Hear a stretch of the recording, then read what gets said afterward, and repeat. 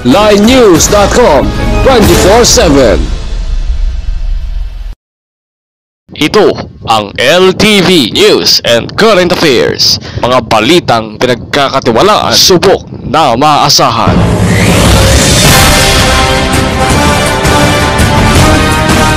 Isang bus sa Maynila, hinostage ng isang pulis na nasabi sa trabaho. Mga panayam at mga pangyayari, tutukan live. Ang driver ng bus na sumalpok ng isang sasakyan ng isang beauty queen sa Kamsur, sinampahan ng kaso. Mga nakikiramay nasa bureau.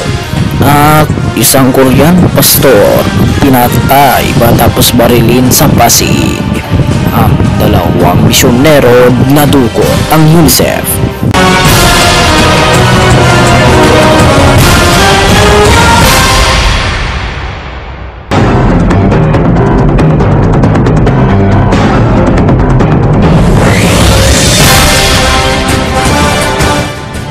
Ang inyong nakikita ay isang bus na galing sa Port Santiago na nahinostage ng isang pulis na na-dismiss sa trabaho.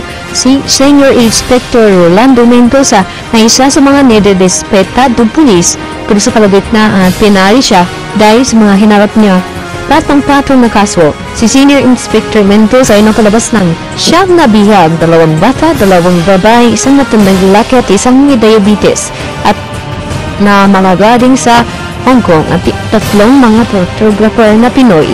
Tutukan mamaya ang update live sa Filipino Transpat.